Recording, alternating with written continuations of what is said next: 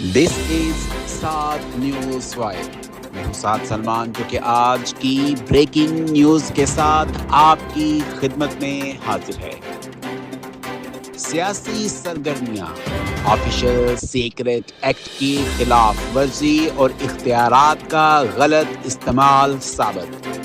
فیض حمید کو 14 سال قید بامشقت کی سزا. سابق D G I S I lieutenant general retired Faiz Hameed کو 14 سال قید بامشقت کی سزا سنا دی گئی. پاک فوج کے شعبہ تعلقات عامہ آئی ایس پی آر کے مطابق فیلڈ جنرل کورٹ مارشل نے فیض حمید کو 14 سال قید بامشقت کی سزا سنائی. آئی ایس پی آر کا کہنا ہے کہ سابق لیفٹیننٹ جنرل فیض حمید کے خلاف پاکستان آرمی ایکٹ کے تحت فیلڈ جنرل کورٹ مارشل کا عمل شروع کیا گیا اور فیلڈ جنرل کورٹ مارشل کا یہ عمل 15 ماہ تک جاری رہا. اس کے بعد بڑھتے ہیں اگلی خبر کی طرف. پاکستان کو آئی ایم ایف سے 1 ارب 20 کروڑ ڈالر موصول ہو گئے. عالمی مالیاتی ادارے آئی ایم ایف نے پاکستان کو 1 ارب 20 کروڑ ڈالر منتقل کر دیے. اسٹیٹ بینک اعلامیے کے مطابق پاکستان کو آئی ایم ایف کی جانب سے قرض کی قسط کی مد میں 1 ارب 20 کروڑ ڈالرز موصول ہو گئے ہیں. اعلامیے میں بتایا گیا ہے کہ پاکستان کو 20 کروڑ ڈالر موسمی تبدیلی سے نمٹنے کے لیے جاری کیے گئے. آئی ایم ایف کی جانب سے پاکستان کے لیے 7 ارب ڈالر کی ایکسٹینڈڈ فنڈ فیسلٹی کے تحت 1 ارب ڈالر اور ریزیلینس اینڈ سسٹینیبلٹی فیسلٹی کے تحت 200 ملین ڈالر کا قرض جاری کرنے کی منظوری دی گئی تھی. اس کے بعد بڑھتے ہیں اگلی خبر کی طرف.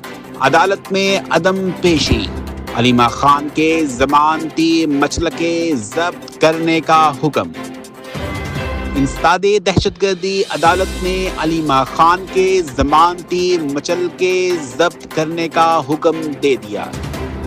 راولپنڈی کی انسداد دہشت گردی عدالت میں آج علیمہ خان سمیت 11 ملزمان کے خلاف 26 نومبر کے احتجاج پر درج مقدمے کی سماعت ہوئی، جس کے سلسلے میں علیمہ خان اور ان کے وکلاء عدالت پیش نہیں ہوئے.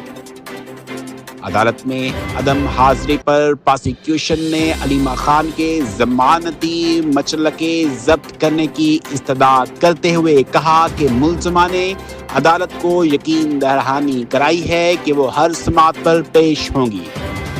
پراسیکیوٹر کی استدعا پر عدالت نے علیمہ خان کے ضمانتی مچلقے ضبط کرنے کا حکم دیا اور ان کے قابل ضمانت وارنٹ اور ضمانت منسوخی کے نوٹس بھی جاری کر دیے.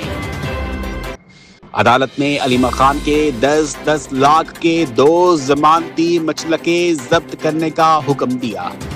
بعد ازاں عدالت نے کیس کی مزید سماعت 15 دسمبر تک ملتوی کر دی اور عدالتی کارروائی ملتوی کیے جانے کے بعد علیمہ خان اپنے وکیل کے ہمراہ عدالت پہنچی.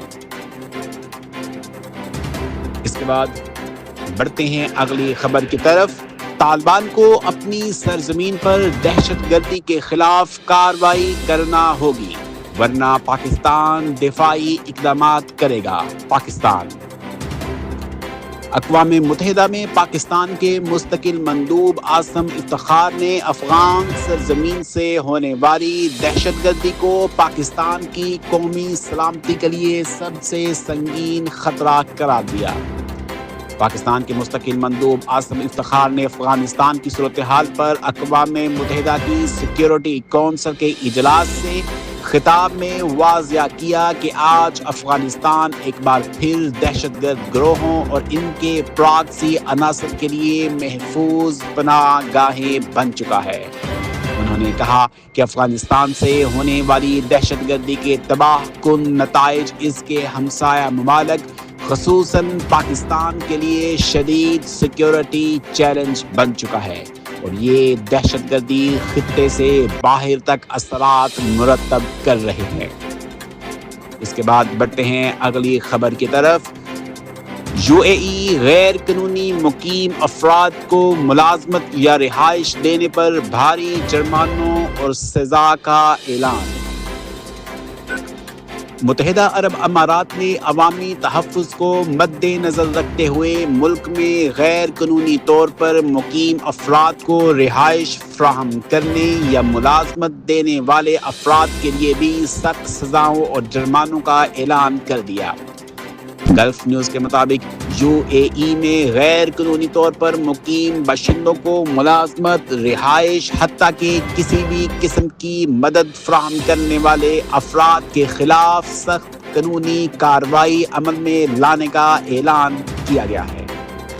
رپورٹ میں بتایا گیا ہے کہ متحدہ عرب امارات میں غیر قانونی طور پر مقیم تارکین وطن کو پناہ دینے یا ملازمت دینے سے اہم خطرات لاحق ہو سکتے ہیں۔ ایسے افراد عوامی سلامتی کو خطرہ لاحق کرنے سمیت غیر قانونی سرگرمیوں میں ملوث ہو سکتے ہیں، لہذا سماجی استحکام اور شہریوں کی حفاظت یقینی بنانے کے لیے سخت قوانین کا نفاذ ضروری ہے۔ اس کے بعد بڑھتے ہیں اگلی خبر کی طرف۔